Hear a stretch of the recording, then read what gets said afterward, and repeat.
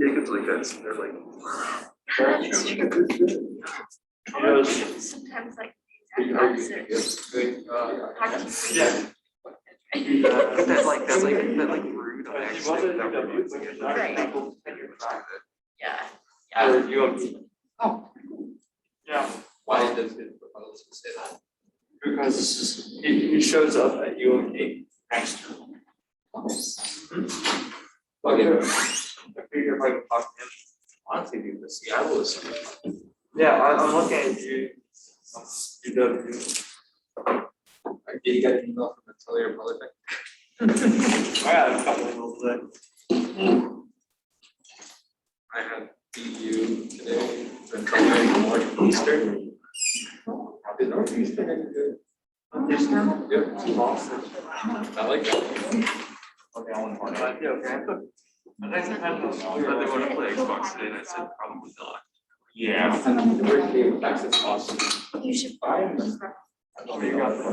Maybe we should skip volleyball. I didn't. For me, is if I am called on for my group project fellowship, I'm good enough to do that.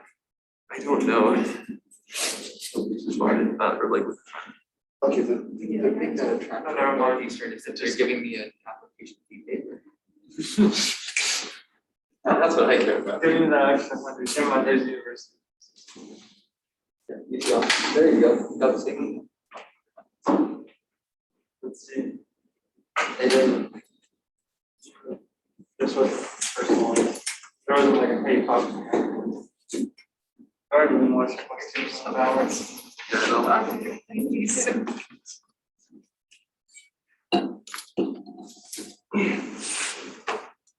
don't want that. Hey, and then federal.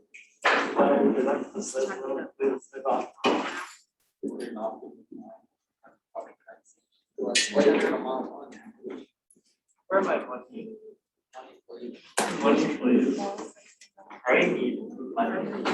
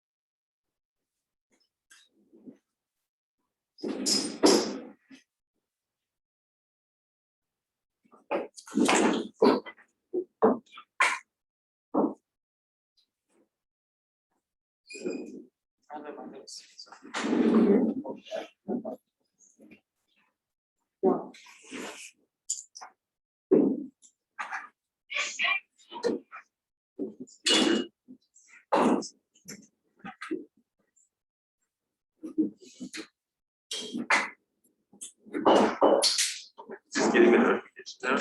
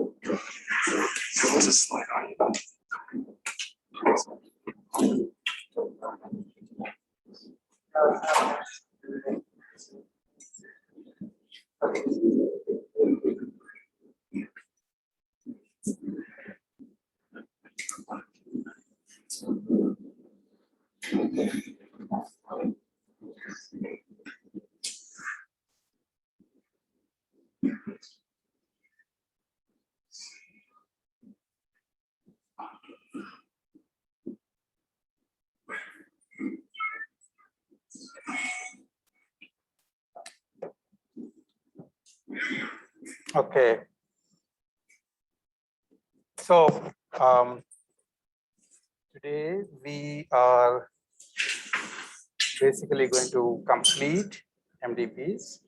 I know that we've been completing MDPs for quite a long time, but it'll never really get over because to some extent, I would like you to think of the theory behind smart codation processes as is basically like the theory, it plays the same role as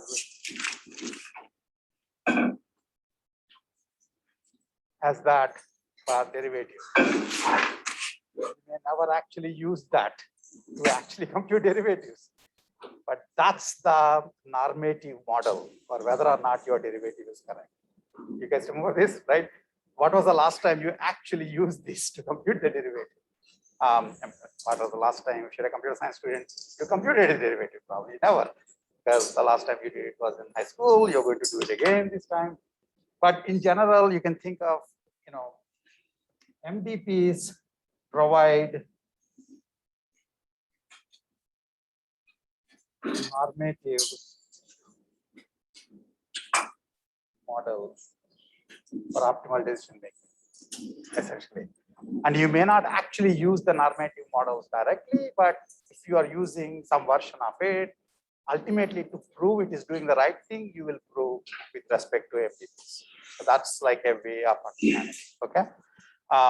In fact, when you get to RL, reinforcement learning, which we will be discussing a lot today, it's just basically solving MDP problems, right? Except instead of being given the model of the transition model and the reward model, you act as if they were not given. I said you act as if, that's because in some cases you really are not given them. In other cases, you are given the transition and reward models and they're just way too complex. So rather than use them, you'd act as if you don't know them and you try to use RL methods to discover the parts of the model and the reward that you need to do to get the optimal policy. Did you understand what I just said? It's like you have the textbook in front of you, but you don't use the textbook. You'll just say, let me use the textbook based on the homework that I'm trying to do, whatever piece I need to find, I'll just go to that page and look at it and come back. You see what I'm saying? So in that way of using it, that's why RL is also called ADP in some circles, approximate dynamic programming.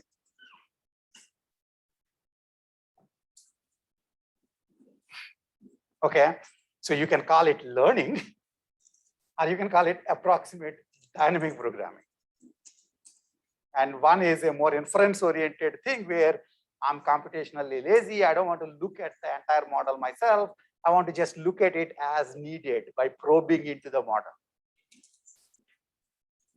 And the difference between that and not actually having the world, so suppose you only when you probe will I tell you the page of the textbook. Then you can't tell the difference between having a textbook versus just getting the specific page as and when needed. That's what is ADP. Okay, so we, in fact, thinking of this in terms of reinforcement learning is very helpful because in many, many cases, people actually will, even though classical reinforcement learning was meant to be for cases where the models are not available, in practice, you wind up using RL even though the model is available, because using the model to compute exact policy is just way too costly.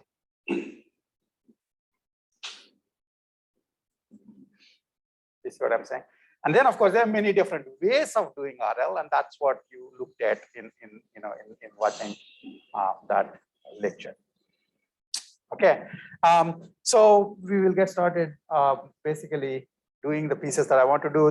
Why does the infinite horizon value iteration converge, and mention something about the policy iteration that I mentioned at the end, and then talk about some simple improvements for this baseline cases.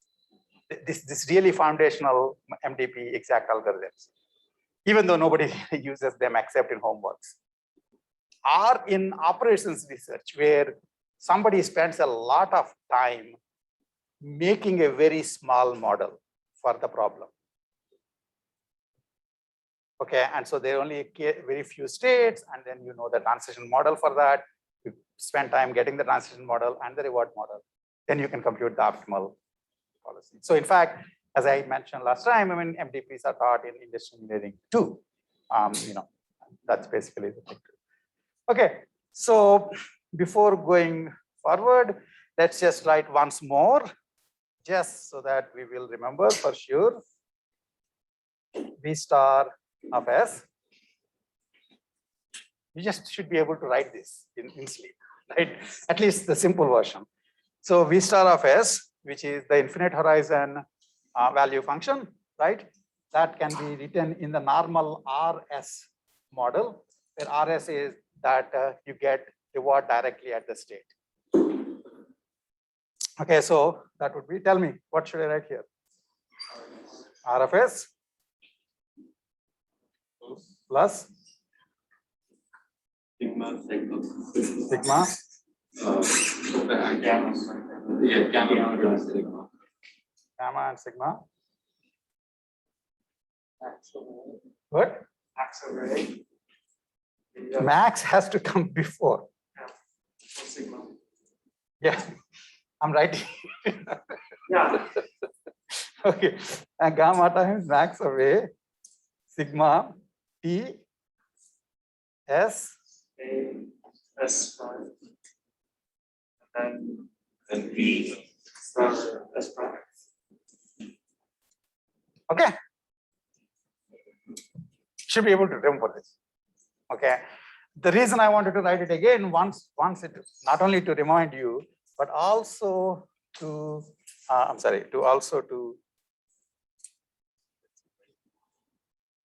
okay. So here is an interesting cute thing, which is that if you look at the structure of V star S, right, it's R of S times gamma times max over A for each A, I'm computing this.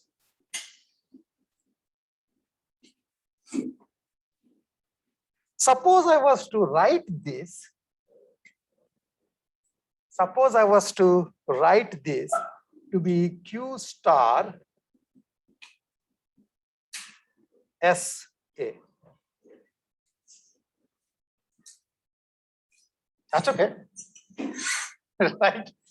Because what Q star S A, I'm just basically making a shorthand for this complicated expression. Q star SA is if you are in state S and you were to do action A, what is the maximum expected value you will get?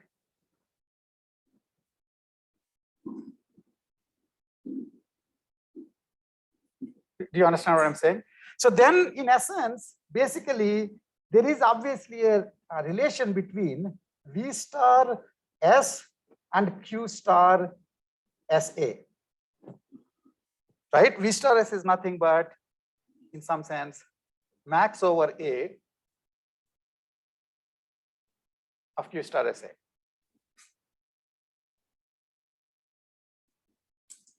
Okay, so this idea, basically thinking in terms of Q values, winds up being useful. Right now, it looks like it's just you're doing a little simplification. It becomes crucial when you don't do model-based reinforcement learning. Why? Because if I were to have the optimal value somehow using reinforcement learning methods, but I got the optimal value. I learned the optimal value without doing model based. That means I did model free, right? Then can I convert the optimal value into optimal policy? Right? I mean, the whole reason you computed value is to convert into policy, right? And the normal way you have been thinking, I mean, even though I may or may not have mentioned it explicitly here, the normal way of converting any value into a policy is that for that value, there is a greedy policy. And the greedy policy basically, okay, this is an ugly thing. This should have been equal to R max sigma s dash DSAS dash. So if I were to have computed any given value function, if I have a value function, so think of it as, what is a value function? Value function is like H in A star search. If I tell you what the H is, and now I'm saying, okay, figure out what should be your policy corresponding to this H, then one idea is the greedy policy, which is at every node, you do the action that maximizes the returned value. And you do that only by just considering one step look ahead. It's a greedy one step look ahead. This is what you had in mind when you said, what I really wanted was optimal policy, but I'm doing value iteration. Because in the end, the value can be converted into policy this way. Do people see this? Any questions on this? You see this? Except remember, to be able to do this, you need this.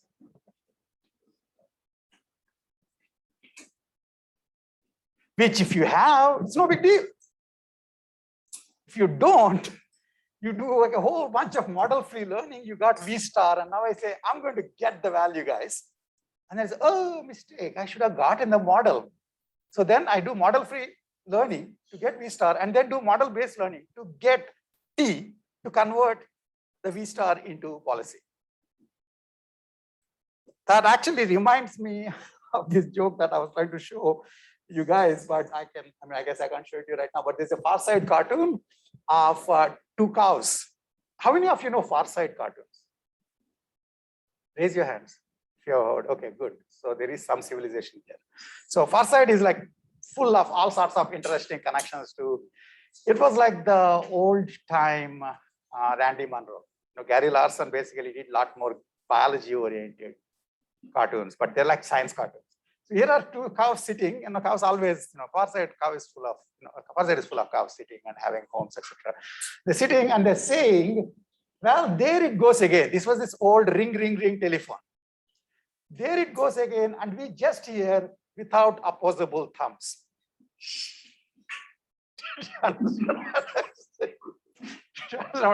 There were no Amazon echoes, right? It is a phone that you pick. I mean, you're probably too young to even remember that there used to be phones that would pick. Okay, so when this was done, like 20 years back, everybody had these big landline phones, and so if that phone goes off, you pick up. To pick up, you need typically an opposable thumb. I was reminded of that. If you were to do full-on model-free learning and just about to convert it into policy, you'll say, oh, I need the model. That's no good. So you could, in the case of model-free case, you can still do this if instead of computing V star or computing V, you computed Q values.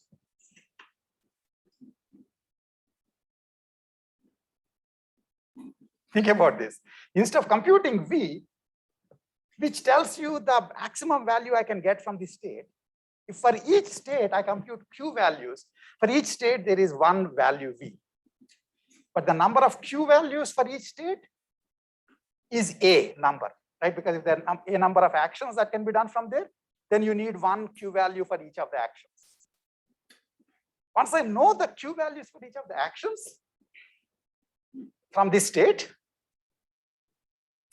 The best action from this state is the one which has the maximum Q value. Do people see this? It's a really, it's one of these things where essentially during evolution, all these cows needed is one little opposable thumb. But now they're fully evolved and they're like full bighorn cows and they can't go back and get an opposable thumb. Had they remembered to get the thumb, then they would have been fine. Same thing here. Had you remembered to do Q learning, which you could have done instead of for a number of states S, the value function will be size S. But if you learn Q function, it will be A times S. A is the number of actions, S is the number of states. And if you remember the Q functions, then essentially this greedy step can be done without knowing the transition probabilities. Why? Because in essence, Q includes the TSAS dash inside.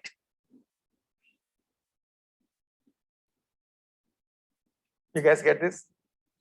This is something that we'll get to again by the end of the RL lecture, which is basically Q learning is something that people use all the time in model-free RL. And the reason that's important is because without the Q values, you can't convert the value into policy. It's like really frustrating. I know the optimal value, but I don't know what to do with it. You see what I'm saying? That's the best way to remember. That frustration is the best way to remember that Q values are the right thing to do. So in fact, value iteration. So anyway, now I'm actually using a slightly different formulation. Remember, you should be familiar with any kind of a formulation. Right? So RS formulation is what I showed earlier. Now I'm showing RSAS dash formulation. That means the reward is associated with the transition. And so then you know that this is actually Bellman equation if you put stars here. And it's a Bellman update if you think in terms of V of k plus 1 is in terms of V of k. Right? So there is a Q update. This is the value update. There's a Q update. It looks exactly the same almost. It just basically says for the Q value, the k plus 1 iteration Q value of action A from state S is defined in terms of the Q values of the successor state and its actions.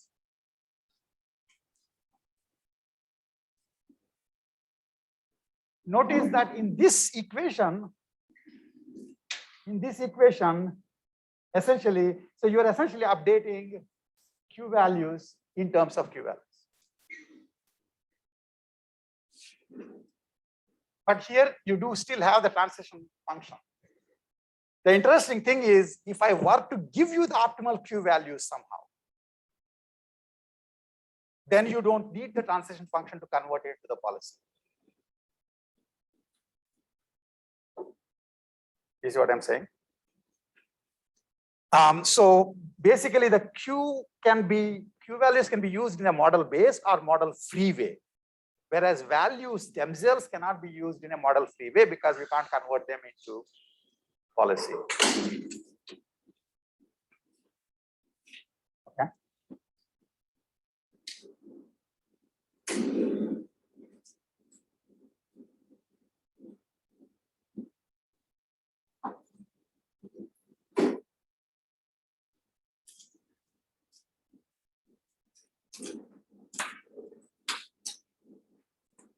This can only be used.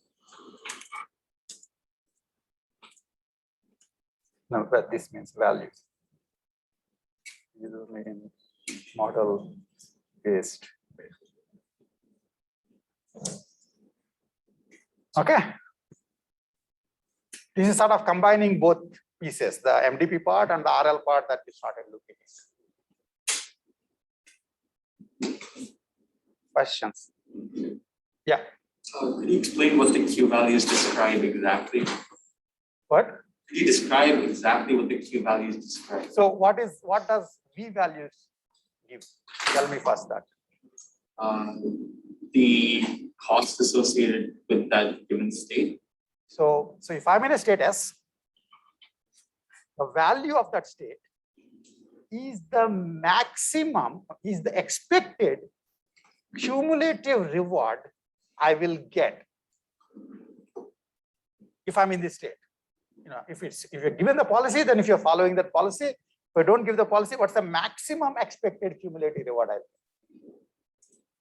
Similarly, the Q value is saying, if you're in state S and you do an action A, then what is the maximum expected? What is the maximum expected cumulative reward you will get? If you give a policy, then it just tells you what is the expected cumulative reward with respect to that policy.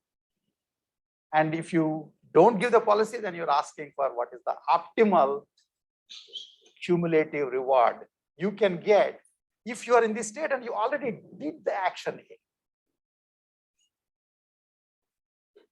So basically, instead of sitting yourself here and thinking, I don't know what action I'm doing, which is what V does, I'm basically saying this guy, state S, can be thought of in terms of it has four, if it has 4 actions, there are 4 children doing action A1, A2, A3, A4. Each of them, what is the best you can get? And then, of course, what is the best action to do here? The one that leads you to the best backup value.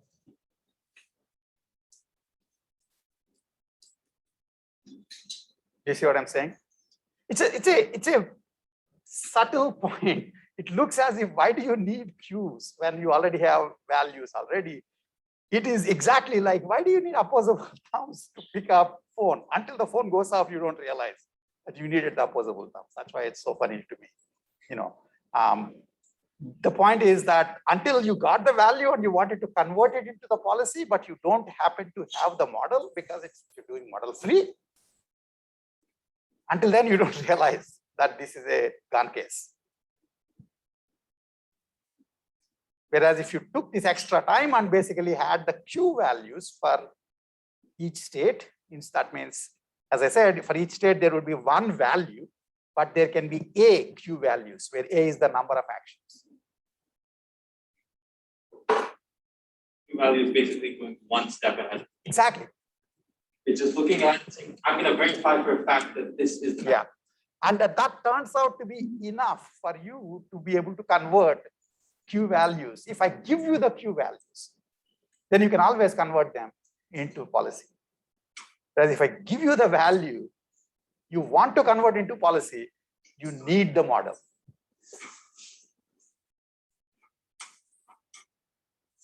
Yes. So does the Q value just evaluate the V values in all the states underneath? I mean, all the. Yeah, you can think about it that way. So basically, in fact, actually, I wish I can show you that picture. Let me see if I can show you that. I'll go back, go very far away and come back. Oh my God. As I said, I have to go very far away to get to that point, but I'll come back.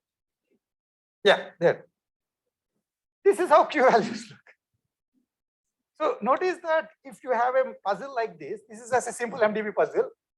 Each state will have one value. Now each state has 4 Q values. And the value of the state is the max of the Q values.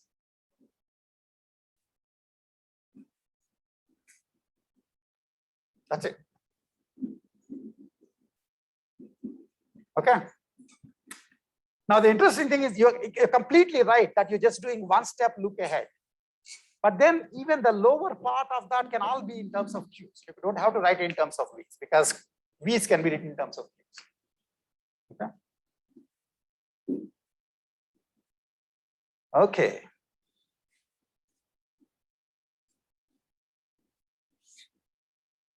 This is a flashback of your lecture. Okay. Okay, there you go. There you go. Okay, so remember, I put these clean versions. You should remember this. But this is the finite horizon. This is the This is the policy evaluation. This is the optimal value. By the way, so you saw the lecture on RL, right? I'm assuming that you all did. What is passive RL? What's the difference between passive RL and active RL?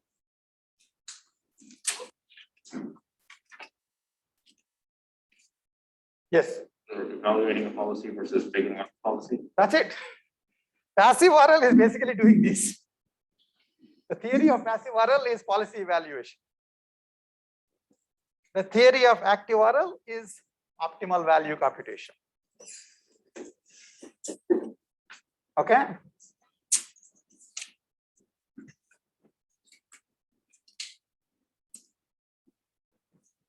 One very strange thing about passive RL is, first of all, you'd wonder what the heck is the point of doing passive RL in real life. And if you heard my lecture, I said, if you are a kid, or if you're a dog, right, you can't do too many actions. Somebody else is doing the actions for you. But when you go into the state, the reward washes over you. You see what I'm saying? So the dog basically is sitting in the back of the seat. It sees you going around here, it's looking at the state features. Oh, there is a nice little billboard here, something else here. And then it goes in, and then it actually goes into the vet's office. And it remembers last time around that happened, it was not fun. Typically, vets don't give you candies. Okay. So then after a couple of times of doing this, the dogs can realize, you don't even need huge intelligence. Dogs can realize when you even start making a turn into the street, having the vets, it starts barking. Why? Because its memory came back. This is no fun. And if it's child and ice cream shop, it's the same thing. That's passive RL. So you can't do the action. Somebody else is doing the actions to you. But you can expect what will happen. You know, one shoe fell, so you start expecting the next shoe to fall on your head. That's passive RL. There's a very interesting, closely related concept called IRL, which is inverse reinforcement learning, which we won't do actually here that much, but it's a very, very, very well connected thing, where the only difference between IRL and passive RL is, in the case of passive RL, you are executing the policy that somebody made you execute. And then when you go into the states, the rewards will wash over you. So you can feel the reward.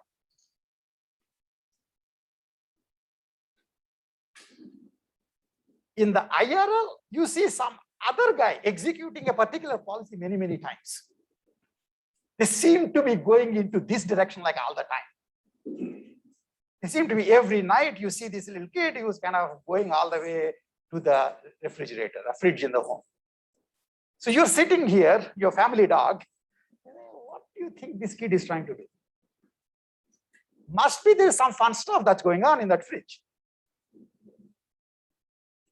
So what you're thinking is, what must be the reward metric such that the optimal thing that this kid would want to do involves these kinds of behaviors? You guys get what I just said? In the IRL case, you don't feel the reward. You just assume that there must have been some, so you're trying to figure out what must be the reward metric. Everything else you can see because you see the behavior. So from the behavior, you can compute the transition probabilities, for example. The question is, why are they doing this behavior? What's in it for them? Why are they getting kicks from this? And so you kind of come up with a hypothesized reward function for them and say, if I had that reward function and the same action model, I too would have done this. That's IRL. So the only difference between passive RL and IRL, in IRL, you don't feel the reward. You are hypothesizing it. In the case of passive RL, you feel it. Okay? Questions? You see, both of these have uses. They have very different uses. In the case of passive RL, people are taking you from place to place, and some places you're feeling good. It's like, imagine, like, like if you basically are doing, if you have been, somebody put a mask on your head, not this kind of a mask, the full on mask, and they're taking you from place to place, and you're getting different sensations, which are giving you different rewards. You will start getting like an approximate idea about what states are good in terms of from there onwards, are good things going to happen to you or bad things going to happen to you. That's passive reinforcement. And in the case of passive reinforcement learning, if you just get the value with respect to the policy that you are being forced to execute, whether you use model or not, it doesn't matter. If you have the value, then the value just tells you which state, at the state, how good should I be feeling. In the case of active, you are actually making the actions. You get choice to make the actions. So if you somehow, somebody gave you the V star, somehow you got the V star, you still need to convert into the policy.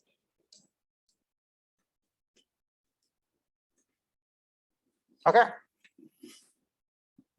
Okay, and then, so I told you these two types, this is a different type and you need to use these two. In fact, in much of RL discussion, we'll wind up using this model.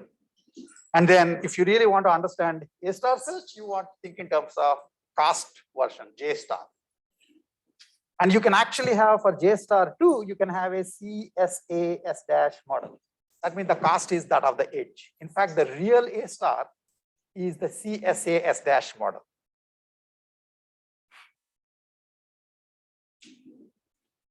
Okay, so you should be able to do all of these. It's the same idea. It's just which piece goes where depends on the model parameter. Okay, so we talked about infinite value iteration, infinite horizon value iteration last time, and then basically what we said was this is the Bellman equation, but then you can use it as an update. That means you start with some value function, update the value function using this equation as if it's an update. And then I said that will work. The question, of course, is why does that work? That's actually, if you're a mathematician, that's what you're interested in. I mean, come on, you're doing it, but why is it guaranteed to actually converge to the optimal value function? That's where the beautiful theory of, so anyway, so this is a value iteration, right? So you set V star S to 0. It doesn't have to be 0. Anything is fine.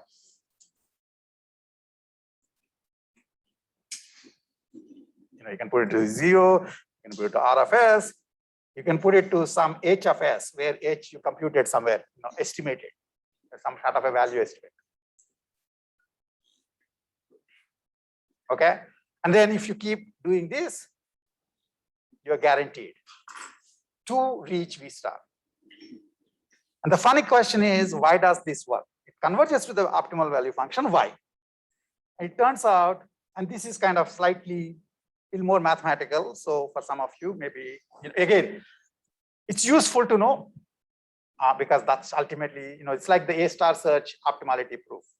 That's the variation. That's the version of that here. Why does value iteration converge? Basically, the best way to think about it is that if you have a value function is a vector, right? If there are 15 states, the value function is a 15-dimensional vector. Suppose you have V1, which is a 15-dimensional vector, V2, which is a 15-dimensional vector. And if you take the max norm difference between V1 and V2, that means V1 minus V2, take the dimension that has the maximum magnitude.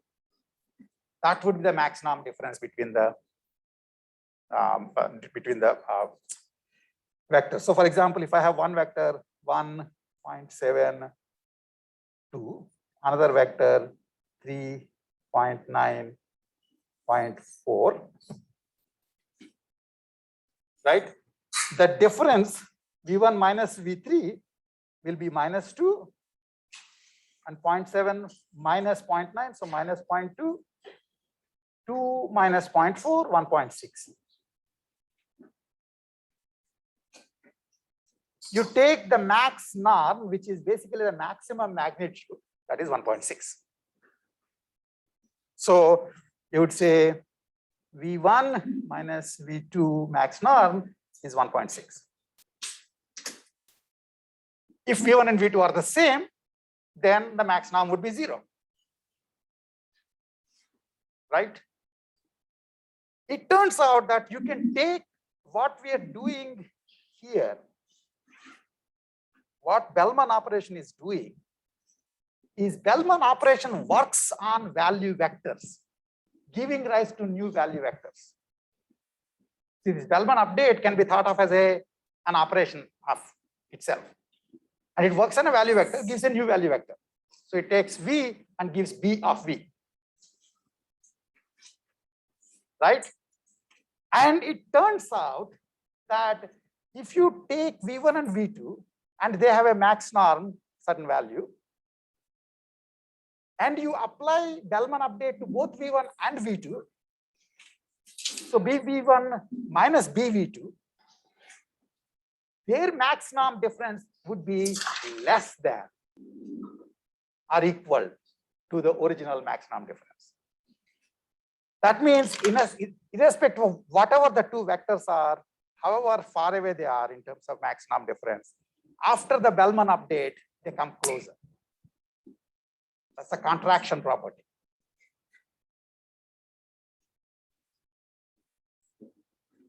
Okay. And if you, you have to prove that too. Turns out that that's a property that Bellman update has. Once you understand that Bellman update has the contraction property, then you can reason that if you think of the two vectors as V star and V1, BV star will still be V star, because that's the definition of Bellman update. V1 will be BV1. That means if you situate yourself in V1, as you keep doing updates on Bellman updates on this V1, so BV1, B of V1, B of V1, etc., the max norm difference is becoming smaller and smaller. That's the proof as to why value iteration converges. See what I'm saying? This is probably the most sophisticated thing you'd have to understand today.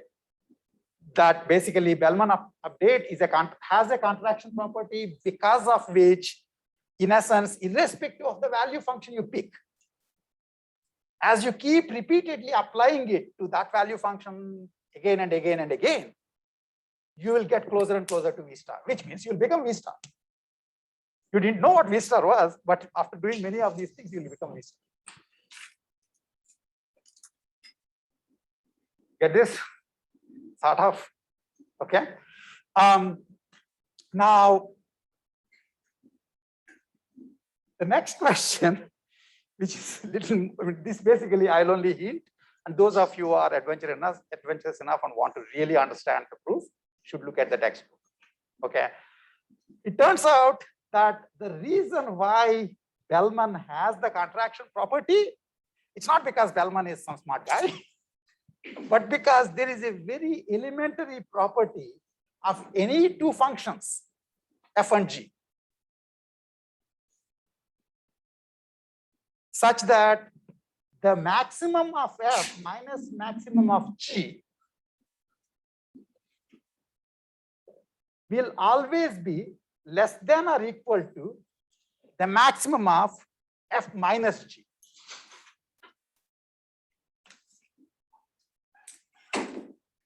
You see what I just said? And I'm showing you the picture. This is f. This is g. This is maximum of f. This is maximum of g. This is the distance between maximum of f minus maximum of g. On the other hand, F minus G will actually be maximum here. That's it. This is just an elementary property of functions. And you can use that with respect to the Bellman update to show essentially that the distance between V1 and V2 will reduce after you apply Bellman updates to both of them. The reason I'm kind of pushing you through this is at least you should know that there is theory behind why the stable point exists. But these are called fixed points. That means if you do a repeated computation and you are guaranteed to converge to a particular value, that's called a fixed point computation.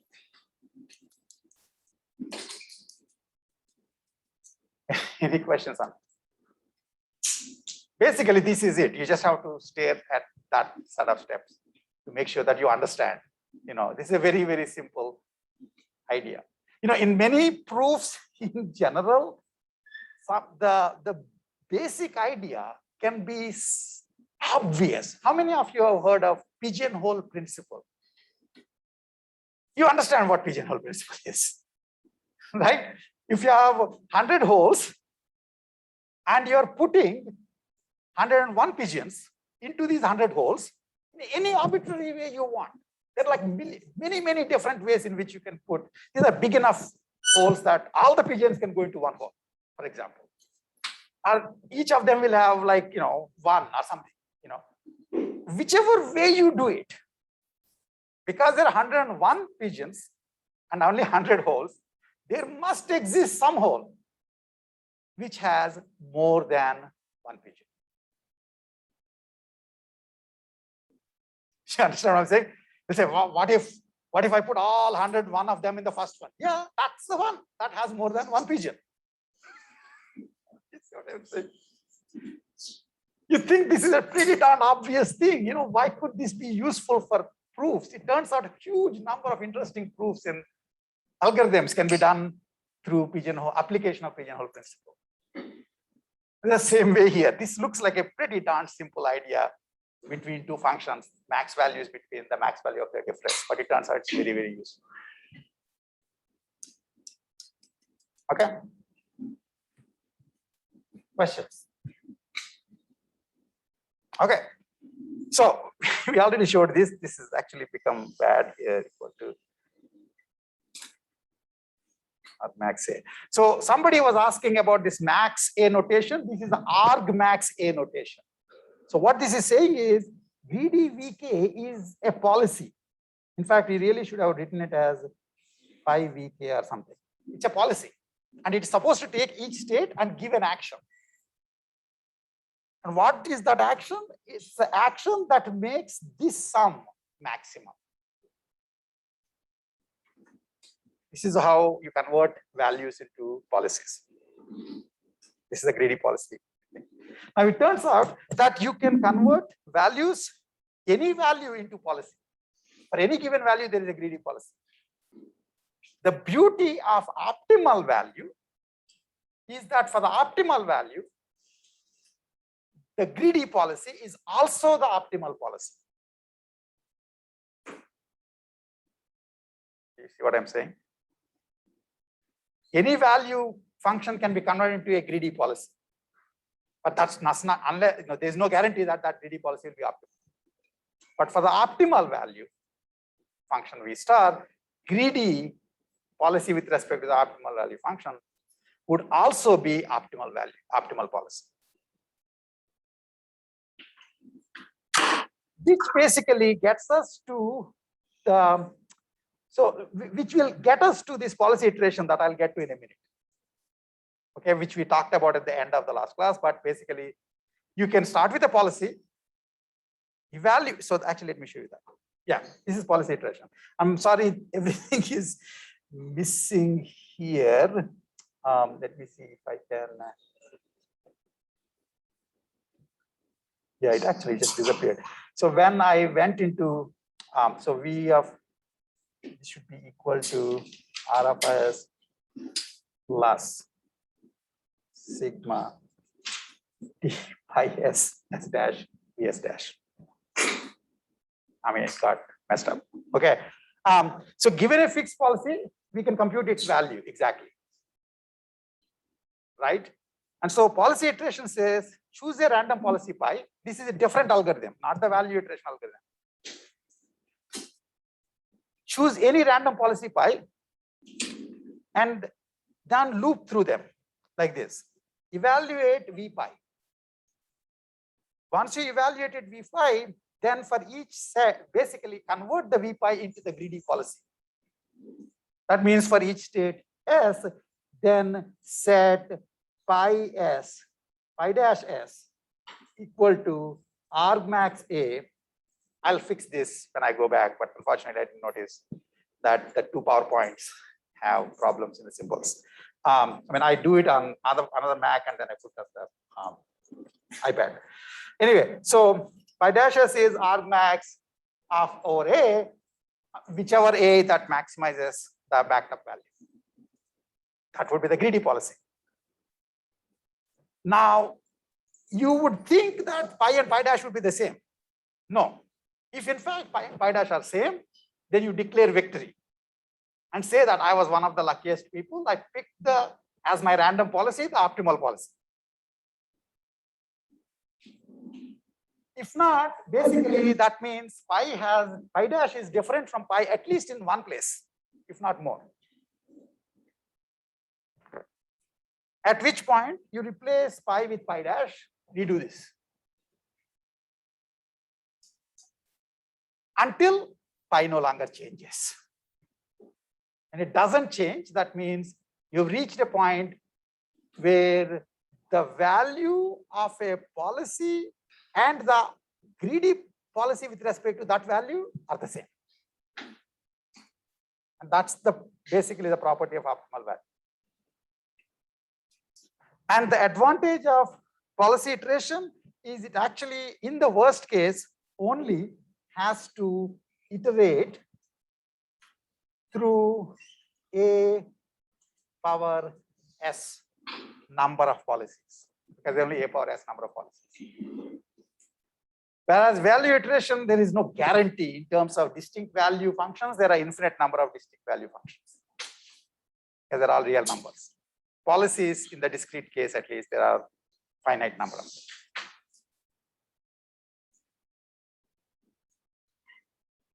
Now, interesting question, the two questions. One is this actually good? It can be faster, right?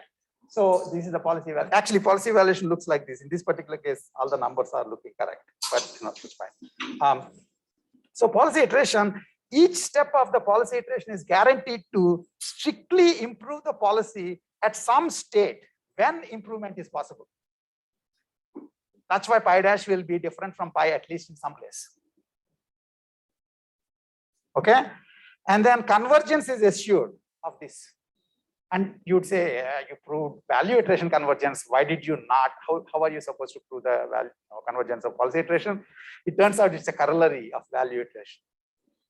Because in fact, just a minute. In fact, you can, instead of focusing on pi's, which is what I'm asking you to think of, notice that there are values between each iteration. There's a value for this iteration, value for the next iteration, value for the next iteration. You're just focusing on the policy, not thinking about the values, but think of those values. Those will converge because of the contraction property, the same contraction property, because of which policy iteration will converge. Do you understand what I'm saying? So, I mean, I'm making policy iteration such that you focus on policies, but really, you are converting the policy into value, value back into greedy policy, and then greedy policy back into value, value into policy, right? So there is like two values, V0, V1, V2, etc. Every iteration, there is like a new value, and those would converge, because of which the value function will converge. Only interesting thing is that before you actually reach V star, you may have converged to the optimal policy function. Because it turns out that while optimal policy. So basically, you may before you in a small neighborhood around the value function, optimal value function, optimal policy may well already be the policy may already be optimal, and it would stop changing at that point. Which is one of the reasons why policy iterations actually can be faster in terms of the number of iterations.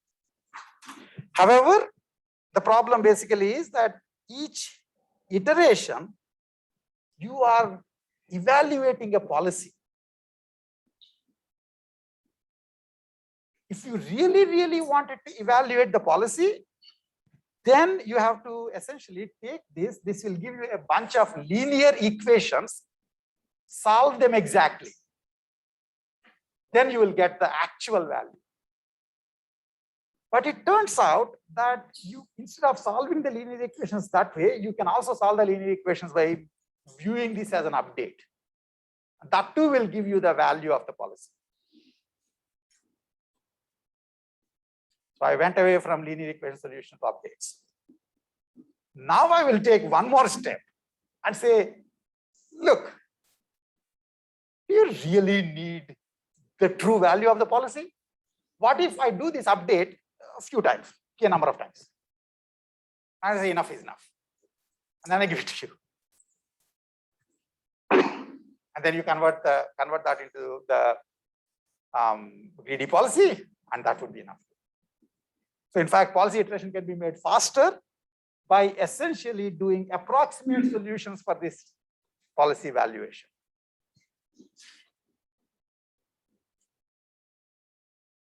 You don't actually have to solve the linear equations.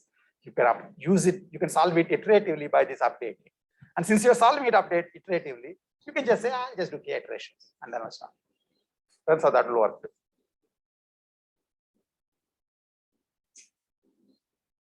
Okay, that's policy iteration.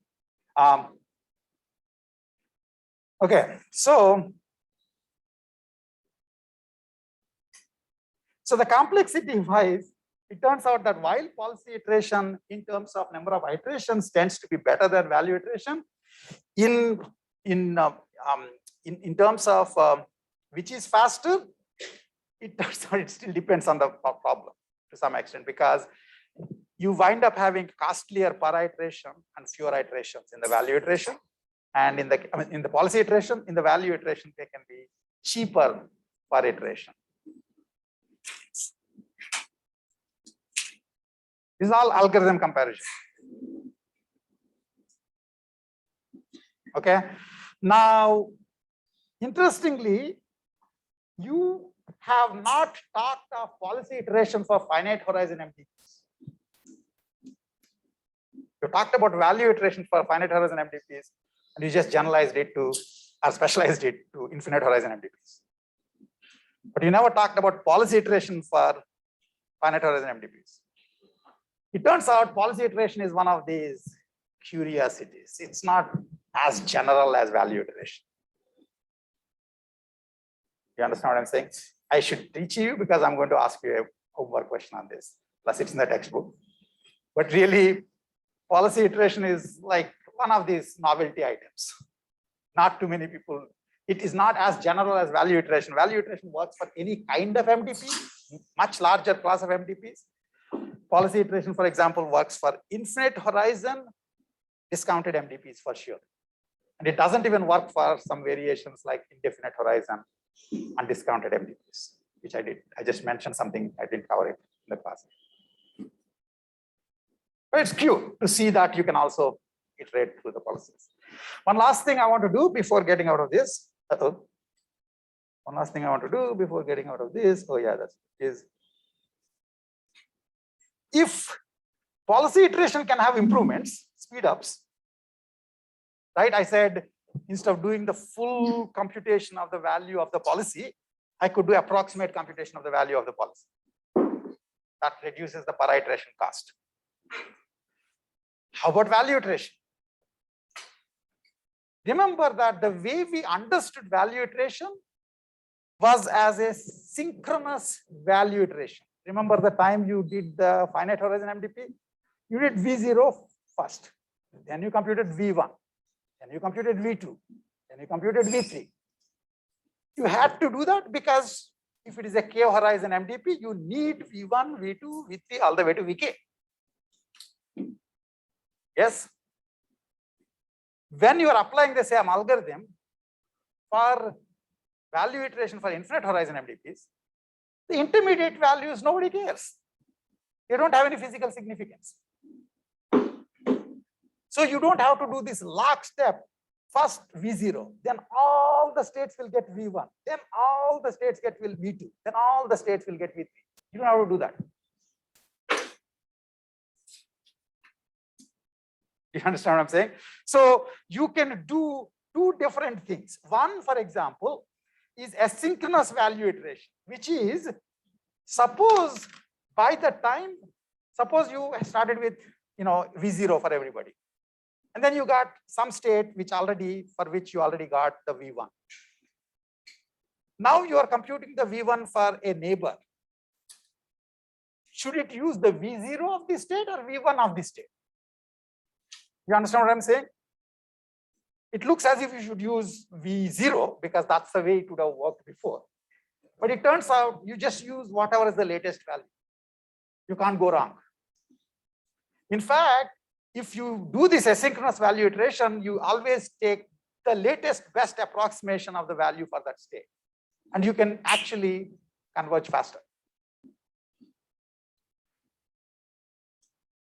Okay, that's a bunch of papers people have written long back showing that this has those advantages. The other advantage is prioritized sweeping, which is now that I know this, then there is no such thing as lockstep updating. What I can do is I arbitrarily pick a state, update its value by looking at its neighbors. Then pick another state, update its value by picking its neighbors. Then pick another state and do this a whole bunch of time. What is this reminding you of? Sort of kind of like Monte Carlo, the Monte Carlo tree search. Except here you're not really doing any probabilistic thing. You're just basically picking a state and updating it. Every state looks around and says, okay, hey, I'm surrounded by losers or I'm surrounded by winners, so I'm updating my value. And if you do this, and one of the things then you can then do is you can put a priority saying states whose values changed from previous iteration to this iteration the biggest, those are probably the hot states. So look at them more often, for example. So you can use heuristics to decide which states to pick next. This in the Monte Carlo, you had this selection problem, right? The selection problem here is which state to pick to update its value. Before you didn't have that because everybody was going step by step by step. Right? Here you just pick, for example, you can pick a state using any priority algorithm, any priority method. And the thing is that value iteration A is guaranteed to converge even if you do prioritized sweeping, as long as asymptotically you do visit every state infinitely often. That means you are not just saying, oh, this state never will be touched. As long as you do look at all states, looking at some states before the other states cannot change. Being biased, putting priorities is not going to change the convergence of value iteration.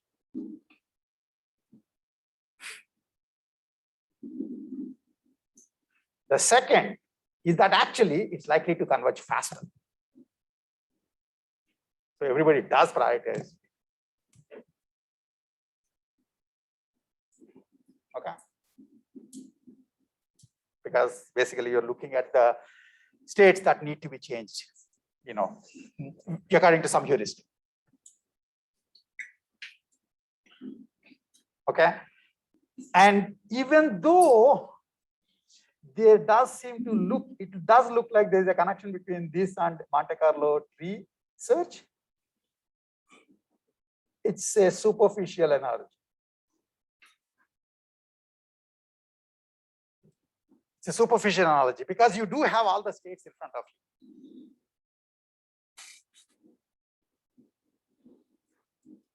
And one of the interesting things is Monte Carlo based reinforcement learning will run into trouble.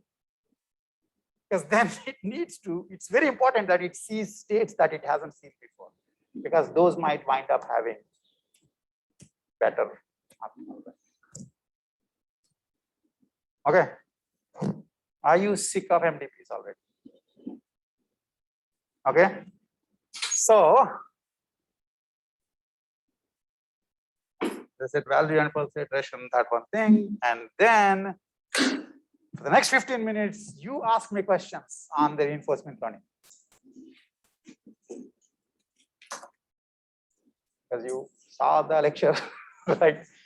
So these all should make sense to you. Anything that's not making sense, you can ask me, I can go through it more. So active versus passive RL, model based versus model free RL. I don't know whether you saw by the lecture you saw, maybe it was towards the end of it, that exploration trade-off. Right? And then the approaches, passive RL by Monte Carlo, active RL by Monte Carlo, passive RL by approximate dynamic programming, which basically means model based, active RL by approximate dynamic programming, which also brings up the issue of exploration exploitation.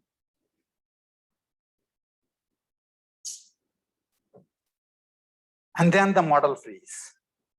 Model free ones, passive, model free, the simplest idea is temporal difference learning. Active, this I don't think you have seen it yet. I will cover this in the class, next class. But passive is temporal difference learning, active is Q learning. Yes. So the exploration versus exploitation trade-off, how do you incentivize an agent to look at other states in RL? Just basically, you give yourself, in essence, so this is basically what you'll do. You make the utility, the value of that state artificially high if it hasn't been seen before. Yeah. Yeah. So you being the value, the notation keeps changing.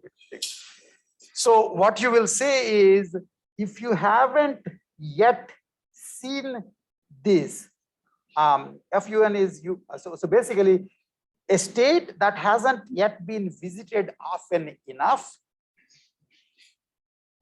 will get a extra push. That's the same thing you did in the Monte Carlo research. By the way, exploration exploitation trade-off, the first time you saw it was Monte Carlo research. And the difference between the Monte Carlo research and this slide is, here I'm just saying the exact form, as long as the value estimate and account and returns an optimistic utility, and the exact form is not important, whereas Monte Carlo research gives a very exact form with square roots and stuff. And that has, under certain conditions, is actually probably good. Even though if you remember reading that section in the textbook, they'll say that even though that constant is supposed to be root 2, people basically just look for whatever constant works in empirically. The important thing is to give some sort of a curiosity bonus to states that you haven't yet seen enough times. And that bonus will basically decay if you have seen the state many, many times. So asymptotically, everybody will have the same, the true values. But in the middle, if it's a new state, you basically can't just say, you have to give it a higher value. That's what you do for exploration exploitation. Okay. Other questions? Yes. So if we're taking like an epsilon greedy approach for like exploration exploitation, if there's an epsilon % chance that we do this artificial decrease The guarantees about exploitation, exploitation trade-offs are very hard to come by. In general, all basically it says is, if you decay this, epsilon greedy essentially just says with epsilon%, you will wind up doing non-suggested actions. Right, in the active DP, then if it's epsilon%, so you will do the current optimal policy, whatever is your current optimal policy, with 1 minus epsilon probability. And with epsilon probability, you pick a random action. By the way, when you did this, you changed the policy, nature of the policy. Remember, one of you guys were asking, why not mixed policy?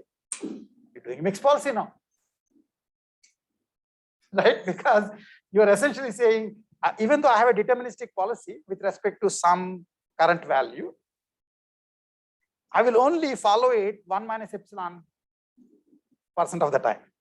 Epsilon% of the time, I'll pick any action randomly. That's like the simplest way of understanding exploration exploitation trade-off. The other is actually say that make this more interleaved and say that the value of a state is artificially hiked up if it hasn't yet been visited too many times.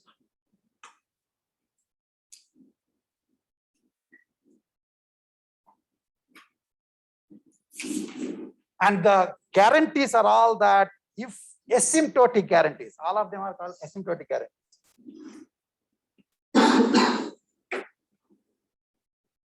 That means if you do this for any epsilon, non-zero epsilon,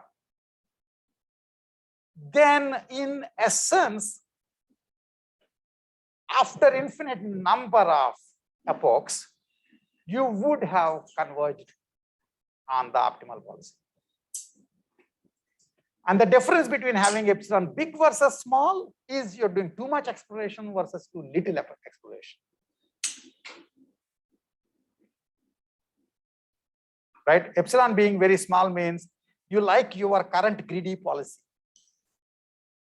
Remember, this is where the word greedy policy has special significance, because the value function you have at any given point of time during reinforcement learning is a pretty bad approximation of the real value function. Because you haven't seen the rest of the world, you don't know what their values are. And if you consider the greedy policy with respect to this incomplete value function, it could be arbitrarily far away from the optimum. And the epsilon is telling your willingness to try new things. All that is needed is that you do try new things with non-zero probability. Then if you live infinitely long enough, and if your world is ergodic, remember, this is reinforcement learning. One of the other very important things to understand about reinforcement learning is the standard reinforcement learning is meant for an agent actually living in the environment. Right? But it turns out that if you are living in the environment, so standard reinforcement learning, agent is acting in the real world. That's the standard reinforcement learning. Which means if in the real world, when you do this action, you may die, you may die. You see what I'm saying? Okay, and this is why it's very, I think I mentioned this long back in the beginning of the semester that, there are some psychological evidence to say that brains before 25, 26, your brains, any of your brains, have higher epsilon value. Novelty seeking. That's why we send you to wars. Right? Mature brains like mine, I say, you have a home, sit there. No need to go to war. Let them go. Anyway, that's the strategy part. But the more important part, evolutionarily, the younger brains have little higher thrill seeking, novelty seeking. When they do novelty seeking, you may die in real world. Novelty seeking on video games, no problem. In fact, deaths have reduced quite a bit because none of you drive. You just do whatever, the Grand Theft Auto instead of driving. In the old days, people will actually drive and have some drag race competitions in the cars that none of you probably heard of. There used to be these things called real cars and people will drive and all that. I mean, either you haven't done that or because of pandemic, nobody drives anywhere anyway. So if you really drive a real car, you know, many of these drag races is this thrill that one of you guys might die because there's like, no, normally there's like a space for one car to go and who chickens out, quote unquote, and who gets through. If you do this in the real world, then, you know, one of them probably may not actually be there tomorrow. But having said that, as I said, RL can also be used as approximate. So no, RL can also be used as approximate DP, approximate dynamic programming. That means you do have the model. That means T as well as R. So you don't actually have to execute it. You don't need to execute. So you're just really planning. It's like A-star search. It's like MDP inference. Except rather than do MDP inference using value or policy iteration, you can do MDP inference using one of the RL methods, which, surprise, surprise, will get their theory from value iterations. Every possible approach that you looked at for RL essentially eventually has to be proved to be correct because it is doing value iteration. That is true for obvious ones such as ADP.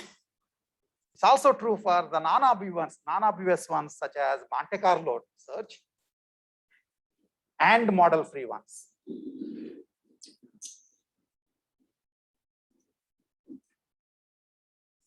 And so the interesting question is, okay, so you could basically do, if you have the model, then you can still do RL approaches to compute the value policy iteration, even though you have the model. So this is basically like, as I said, have the textbook but won't see.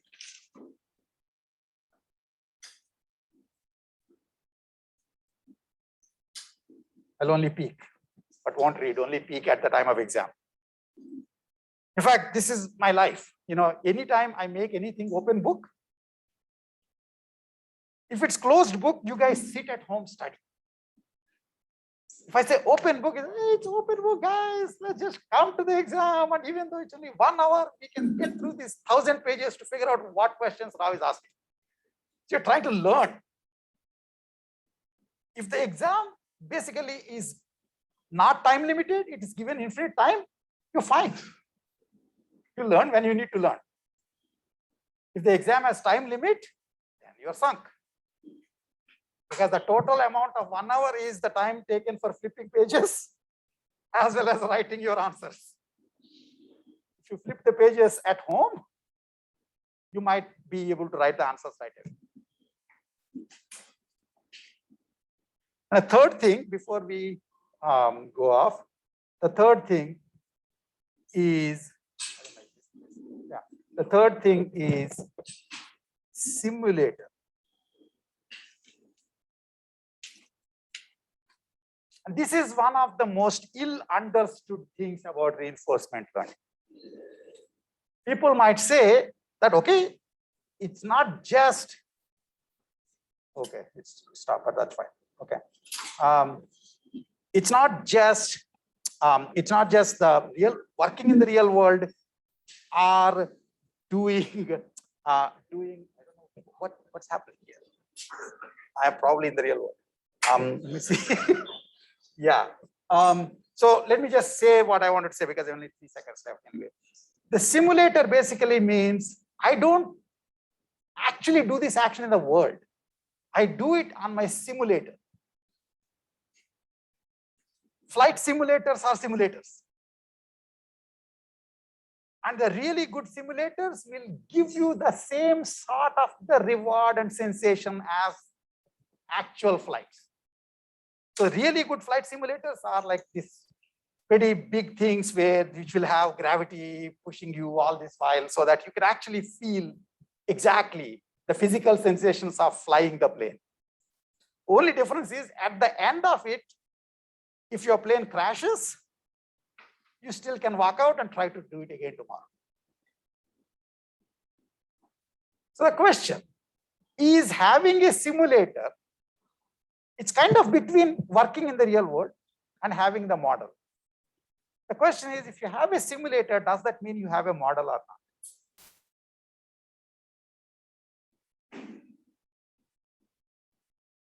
The most important thing you want to understand is simulator is a model. Somebody wrote the simulator.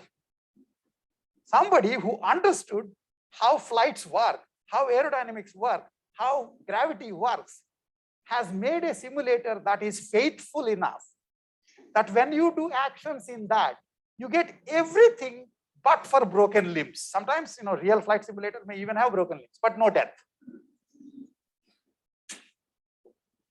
So when somebody says, I'm doing RL not in real world, but neither am I taking any knowledge, and they say they're taking a simulator, slap them and say, where did you get the simulator? Somebody who knows the world wrote the simulator for you, and they are the experts. The only difference between a simulator and the model is, in one case, the model is actually in what's called a declarative fashion. So it's in terms of T and R. The simulator is procedural. After you do the action, it will sort of itself do the task of the coin to figure out what the next action, next state is, and will sort of make you feel the reward.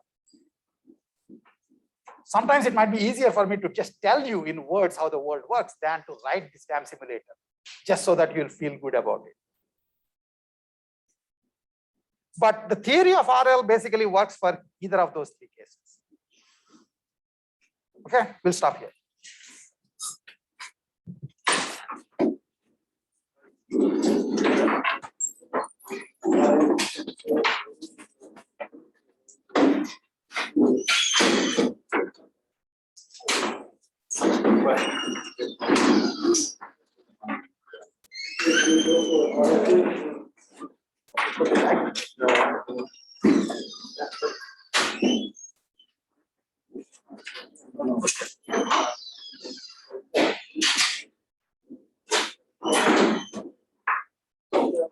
I might not.